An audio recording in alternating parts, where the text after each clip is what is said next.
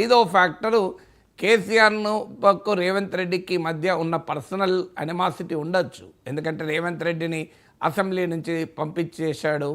So Revanth Reddy కూడా ప్రతిజ్ఞలు చేశాడు. So Revanth రెడ్డిని కేసీఆర్ జైలుకు కూడా పంపాడు. రేవంత్ రెడ్డి ప్రతిజ్ఞలు చేశాడు. ఇప్పుడు రేవంత్ రెడ్డి ముఖ్యమంత్రి సీట్లో కూర్చున్నాడు, కేసీఆర్ ప్రతిపక్ష నేత కూర్చున్నాడు. ఈ సమయం కొరకు రేవంత్ రెడ్డి ఎదురు చూస్తున్నాడు కూడా. సో అక్కడ ఆంధ్రప్రదేశ్లో కూడా సిమిలర్ సిచ్యువేషన్. చంద్రబాబు నాయుడును జగన్మోహన్ రెడ్డి అవమానించాడు, చంద్రబాబు నాయుడు జైలుకు కూడా పంపాడు. కానీ ఈ రెండు అవమానాల్లో కూడా ఒక మౌలికమైన తేడా ఉంది. సో రేవంత్ రెడ్డిని కేసీఆర్ టార్గెట్ చేసిన దాంట్లో it is more political, personal లేదు.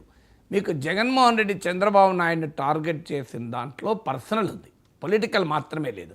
అంటే జగన్మోహన్ రెడ్డి వ్యక్తిగతంగా టార్గెట్ చేసినా, ఆయన మనుషులు చేసినా చాలా అసభ్యకరంగా, చాలా ఒక రకంగా రాజకీయాల్లో యాక్సెప్ట్ చెయ్యలేని, రాజకీయాల్లోనే కాదు సభ్య సమాజం అంగీకరించలేని రీతిలో జగన్మోహన్ రెడ్డి ఎమ్మెల్యేలు చంద్రబాబు నాయుడును అవమానించారు.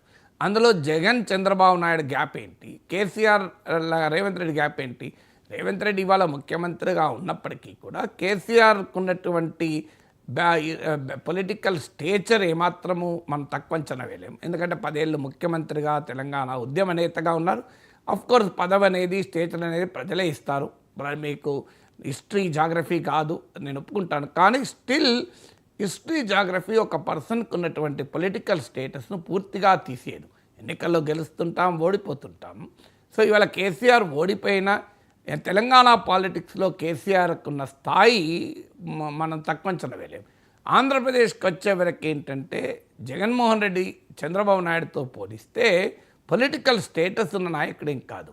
సో చంద్రబాబు నాయుడుకు 9 ఏళ్ళు ఉమ్మడి రాష్ట్ర ముఖ్యమంత్రిగా, 5 ఏళ్ళు విభజిత ఆంధ్రప్రదేశ్ ముఖ్యమంత్రిగా, జాతీయ రాజకీయాల్లో కూడా ఒక కీలక పాత్ర పోషించిన నేతగా, జగన్మోహన్ రెడ్డి తండ్రి రాజశేఖర్ రెడ్డితో కలిసి రాజకీయం చేసిన నాయకుడు. జగన్మోహన్ రెడ్డి ఆ మేరకు గౌరవాన్ని ప్రదర్శించాల్సింది అసెంబ్లీలో. కానీ ఈ వాస్తవాల్ని కూడా పట్టించుకోకుండా చంద్రబాబు నాయుడును అవమానించినటువంటి తీరు మనం చూసాం.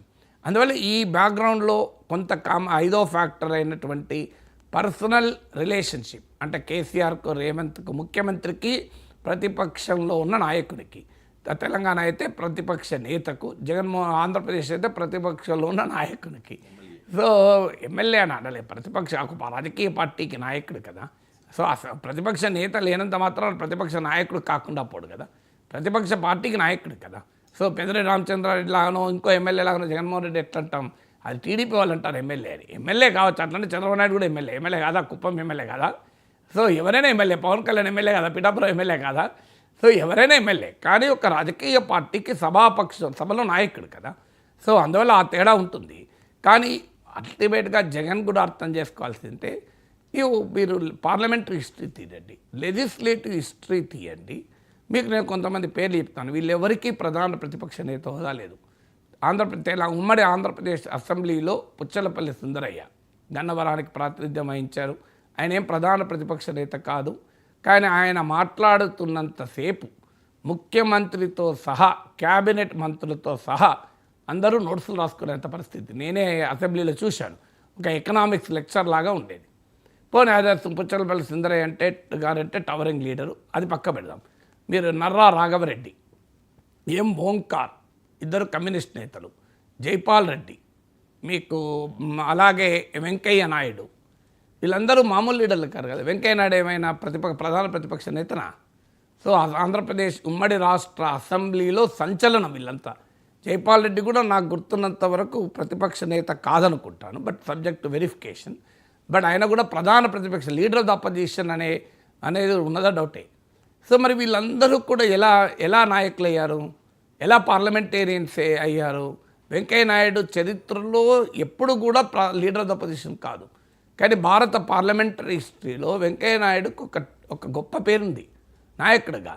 మీకు అలాగే మీకు భారత పార్లమెంట్లో తీసుకోండి, జైపాల్ రెడ్డి ఎప్పుడు లీడర్ ఆఫ్ ద అపోజిషన్ కాదు. Venkaiah Naidu leader of the opposition కాదు. మీకు Arun Jaitley leader of the opposition రాజ్యసభలో, వెంకయ్య నాయుడు కాదు. మీకు అలాగే కమ్యూనిస్ట్ నాయకులు భూపేష్ గుప్తా, సోమనాథ్ చటర్జీ లాంటి లీడర్లు, వీళ్ళు ఎప్పుడు కూడా మీకు leader of the opposition car. మరి వీళ్ళు ఎందుకు నాయకులుగా ఉన్నారు? So powerful parliamentarian Mahua Maitra, ఇప్పుడు తృణమూల్ కాంగ్రెస్ మెంబర్ ఉన్నారు, చాలా పవర్ఫుల్ స్పీకర్ రాజ్యసభలో, మామూలు స్పీకర్ కాదు. సో ఇలాంటి జయరాం రమేష్ చాలా పవర్ఫుల్ స్పీకరు. సో వీళ్ళందరూ ఎవరు కూడా ప్రతిపక్ష నేతలు కాదు. సో ప్రధాన ప్రతిపక్ష నేత అయితేనే నేను పవర్ఫుల్గా ప్రభుత్వాన్ని కౌంటర్ చేయగలుగుతాను అనేది రాంగ్ కాన్సెప్ట్. ఇది హిస్టరీ యాక్సెప్ట్ చేయదు. నేను ఇలాంటి 100 పేర్లు చెప్పగలుగుతాను. ఇండియన్ పార్లమెంట్లో, ఉమ్మడి రాష్ట్ర అసెంబ్లీలో, తెలంగాణ ఆంధ్రప్రదేశ్ అసెంబ్లీలో ప్రధాన ప్రతిపక్ష నేత కాకపోయినా సభలో తమ ప్రసంగాలతో, సభలో తమ ఇంటర్వెన్షన్లతో చాలా పేరు తెచ్చుకున్నారు. ఈవెన్ ఇప్పుడు ప్రజెంట్ తెలంగాణ ముఖ్యమంత్రి రేవంత్ రెడ్డి 2009లో మొదటిసారి ప్రతిపక్ష ఎమ్మెల్యే అయ్యాడు, మొదటిసారి. కానీ మొదటిసారి బడ్జెట్ పైనే చర్చను ఆయన ప్రారంభించాడు. ఈ మధ్య కూడా రేవంత్ రెడ్డి మీటింగ్లో కూడా దేవేంద్ర గౌడ్ పుస్తకావిష్కరణ సభలో కూడా చెప్పాడు, నేను 2009లో మొదటిసారి ఎమ్మెల్యే అయినప్పుడు బడ్జెట్ పైన చర్చను నాలాంటి యువ ఎమ్మెల్యేతో చంద్రబాబు నాయుడు ప్రారంభింపజేశారని. మరి ఎలా ఛాన్స్ వచ్చింది? శాసనమండలిలో రేవంత్ రెడ్డి మాట్లాడంగా నేనే సాక్షిని, ఎందుకంటే సేమ్ బెంచ్లో ఉండేవాళ్ళం మేము, నా పక్క సీట్లోనే ఉండేవాడు రేవంత్ రెడ్డి. సో అద్భుతంగా మాట్లాడేవాడు. కానీ ఆ రోజు ఆయన ఏం లీడర్ ఆఫ్ ద అపోజిషన్ కాదు, Dadi Veerabhadrarao leader of the opposition. కానీ Revanth Reddy is a very powerful speaker.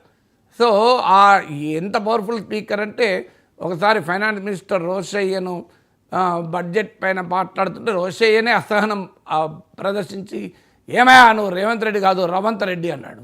అన్నా కూడా రేవంత్ రెడ్డి నవ్వుతూ తీసుకొని తన ఉపన్యాసం తాను కొనసాగించాడు కూడా. సో అందుకు ఈ ఉదాహరణ చెప్తున్నానంటే, సో ఇప్పుడు తెలంగాణ ముఖ్యమంత్రి రేవంత్ రెడ్డి అనుభవం చూడండి, అలాంటి పాత్ర పోషించాడు కనుకనే ఇవాళ రేవంత్ రెడ్డి ముఖ్యమంత్రి కాగలిగాడు. సో అసెంబ్లీలో ప్రధాన ప్రతిపక్ష నేత హోదా ఉంటేనే నేను అసెంబ్లీలో మాట్లాడగలను, లేకపోతే మాట్లాడలేను అనుకుంటే పొరపాటది. సో జగన్మోహన్ రెడ్డి చేస్తున్న పెద్ద పొరపాటది. ఇక నన్ను అవమానిస్తారు, నన్ను టార్గెట్ చేస్తారు. మరి అవమానిస్తారు, టార్గెట్ చేస్తారంటే ఎవరి కర్మ వారు అనుభవించక తప్పదు కదా. 5 ఏళ్ళు మీరేం చేశారు? సో 5 ఏళ్ళు చంద్రబాబు నాయుడు పట్ల ఆ రకంగా వ్యవహరించినప్పుడు ఆలోచన ఉండాల్సిందే. ప్రజాస్వామ్యంలో ఎవరికీ అధికారం శాశ్వతం కాదు. అంటే జగన్మోహన్ రెడ్డి వైసీపీ వాళ్ళు అంటారు, మమ్మల్ని కూడా 2014-19 కాలంలో ఈ రకంగానే అవమానించారని. అయితే కావచ్చు, కానీ సమస్యకు ఎక్కడో ఒక చోట ఎవరో ఒకరు పులి స్టాప్ పెట్టాలి కదా. సో అందువల్ల ఇవాళ జగన్మోహన్ రెడ్డి టార్గెట్ చేశారనుకోండి, మంచిదే కదా, ప్రజలే ఆశీర్వదిస్తారు. ఇప్పుడు చంద్రబాబు నాయుడు టార్గెట్ చేస్తే ప్రజలు ఆశీర్వదించారు, రేవంత్ రెడ్డిని టార్గెట్ చేస్తే ప్రజలు ఆశీర్వదించారు. మీరు ప్రజలు రాహుల్ గాంధీని టార్గెట్ చేస్తారు, ప్రజలు ఆశీర్వదించి ఆయన లీడర్ ఆఫ్ ద అపోజిషన్ చేశారు. అంతకుముందు ఆయన లీడర్ ఆఫ్ ద అపోజిషన్ కాదు. ప్రజలు ఆశీర్వదించిన టార్గెట్ అయిన ప్రతి ఒక్కరూని ప్రజలు ఆశీర్వదించారు. నరేంద్ర మోడీ గుజరాత్ ముఖ్యమంత్రిగా ఉన్నప్పుడు పెద్ద ఎత్తున టార్గెట్ చేశారు ప్రత్యర్థులు, ఆయన ప్రధానమంత్రి అయ్యాడు. డొనాల్డ్ ట్రంప్ను పెద్ద ఎత్తున టార్గెట్ చేశారు, ఆయన అమెరికా ప్రెసిడెంట్ అయ్యాడు. తెలంగాణ ఉద్యమ కాలంలో కేసీఆర్ను పెద్ద ఎత్తున టార్గెట్ చేశారు, ఆయన తెలంగాణ ముఖ్యమంత్రి అయ్యారు. మీరు గమనించండి, టార్గెట్ చేయబడిన వాళ్ళందరూ కూడా ప్రజలు ఆశీర్వదించారు. సో జగన్మోహన్ రెడ్డి దాన్ని బ్లెస్సింగ్ ఇన్ డిస్గైజ్గా తీసుకోవాలి, మంచిదే కదా. సో ఏదైనా అవమానించలేనని మీకు జగన్మోహన్ రెడ్డికి కూడా చంద్రబాబు నాయుడు ఉదాహరణ. చంద్రబాబు నాయుడు ప్రధాన ప్రతిపక్ష నేతగా అసెంబ్లీకి వచ్చాడు, అసెంబ్లీలో దాడుల్ని అవమానాలని ఎదుర్కొన్నాడు కదా. సో జగన్మోహన్ రెడ్డి ముఖ్యమంత్రి సీట్లో కూర్చుంటే ప్రతిపక్ష నేత సీట్లో చంద్రబాబు నాయుడు కూర్చోలేదా? చంద్రబాబు నాయుడు స్టేచర్ తక్కువేం కాదు కదా. 9 ఏళ్ళు ఉమ్మడి రాష్ట్రంలో, 5 ఏళ్ళు విభజిత ఆంధ్రప్రదేశ్లో ముఖ్యమంత్రిగా ఉండి, 10 ఏళ్ళు ప్రతిపక్ష నేతగా ఉండి, ఎన్డీఏ కన్వీనర్గా, యునైటెడ్ ఫ్రంట్ కన్వీనర్గా జాతీయ రాజకీయాల్లో పాత్ర పోషించే నాయకుడు ప్రజలు తీర్పిస్తే 23 మంది ఎమ్మెల్యేలకు నాయకుడుగా వచ్చి కూర్చొని ఈ అవమానాన్ని భరించలేదా? భరించి ఒక దశకు వచ్చిన తర్వాత ఇది గౌరవ సభ కాదు, కౌరవ సభగా మారింది, దీన్ని మళ్ళీ నేను అధికారంలోకి వస్తాను ప్రతిజ్ఞ చేసి సాధించుకున్నాడు కదా. సో అందువల్ల ఎప్పుడు కూడా అసెంబ్లీ ప్రజలు ఇచ్చిన తీర్పును గౌరవించాలి. ప్రజలు ముఖ్యమంత్రి సీట్లో కూర్చుంటే ముఖ్యమంత్రి సీట్లో కూర్చోవాలి, ప్రజలు ప్రతిపక్ష నేత సీట్లో కూర్చుంటే ప్రతిపక్ష నేత సీట్లో కూర్చోవాలి, ప్రజలు ఒక ఎమ్మెల్యేగానే కూర్చుంటే ఎమ్మెల్యేగానే కూర్చోవాలి. ప్రజలు ఎమ్మెల్యే కూడా ఓడిస్తే ప్రజా జీవితంలో ఉండి ప్రశ్నిస్తూనే ఉండాలి. ఏముంది, ఇప్పుడు నేను 2007లో ఎమ్మెల్సీ గెలిచాను, 2009లో 2 సార్లు గెలిచాను అన్ని పార్టీల నుంచి, 2021లో ఓడిపోయాను కనుక నేను ఖాళీ కూర్చున్నాను. సో గెలిచిన వాళ్ళకన్నా ఎక్కువ మాట్లాడుతున్నాను కదా, గెలిచిన వాళ్ళకన్నా 100,000 రెట్లు ఎక్కువ మాట్లాడుతున్నాను ప్రజల పక్షాన. సో అందువల్ల మన గెలుపు ఓటములు రాజకీయాల్లో సహజం. ప్రజాస్వామ్యంలో గెలుపు ఓటములను సమాన స్థాయిలో తీసుకోగలిగే స్థితప్రజ్ఞత రాజకీయ నాయకత్వానికి ఉండాలి. ప్రజలు తీర్పులు చెప్తుంటారు, ఆ తీర్పులు ఏవీ శాశ్వతం కాదు కదా. సో కానీ అశాశ్వతమైన పరిస్థితులను శాశ్వతమని భావించి సో వాటికి వెనకాడితే అననుకూల పరిస్థితుల్ని ఎదుర్కొన్న వాడే నాయకుడిగా నిలబడతాడు. అననుకూల పరిస్థితుల నుంచి పారిపోయిన వాడు ఎప్పుడూ నాయకుడు కాలేడు. అందువల్ల జగన్మోహన్ రెడ్డి ఆ మిస్టేక్ చేస్తున్నాడు. అందుకే కేసీఆర్ ఆ మిస్టేక్ చేయడం లేదు, వస్తున్నాడు. అందుకే ఇవాళ కేసీఆర్ మూడు అంశాలు చెప్పాడు. ఒకటి, ప్రభుత్వం చేసే మంచి పనులుంటే సమర్థించుదాం. ఇప్పుడు బీసీ ఎస్సీ వర్గీకరణ, బీసీ రిజర్వేషన్ల పైన ప్రభుత్వాన్ని సమర్థించాలని నిర్ణయం తీసుకున్నాడు. 2, ప్రభుత్వం చేస్తే ప్రజల వ్యతిరేకంగా పనులుంటే ప్రశ్నించుదాం, పోరాడుదాం. 3, గత ప్రభుత్వం పైన జరిగే దాడిని సమర్థవంతంగా ఎదుర్కొందాం. ఇది ఈ త్రిభాషా సూత్రం కేసీఆర్ చెప్పింది. సరిగ్గా జగన్ గనక ఈ పని చేస్తే ఆయన లాభపడతాడు. 1, ప్రభుత్వం ఏదైనా మంచి పని చేస్తే సమర్థించాలి. 2, ప్రభుత్వం ఏదైనా సరైన పని చేయకపోతే ప్రశ్నించాలి. గత ప్రభుత్వం పైన దాడి అనివార్యంగా జరుగుతుంది, ఆ దాడిని సమర్థవంతంగా ఎదుర్కోవాలి. ఈ 3 పనులు చేస్తానని కేసీఆర్ అసెంబ్లీకి వస్తున్నాడు. ఈ 3 పనులు చేయడానికి అవకాశం అండి జగన్మోహన్ రెడ్డిని అసెంబ్లీకి రానంటున్నాడు. ఇక వైఎస్ఆర్ కాంగ్రెస్ పార్టీకి ప్రతిపక్ష హోదా ఇవ్వాలి, జగన్కి ప్రతిపక్ష నేత హోదా ఇవ్వాలి అంటే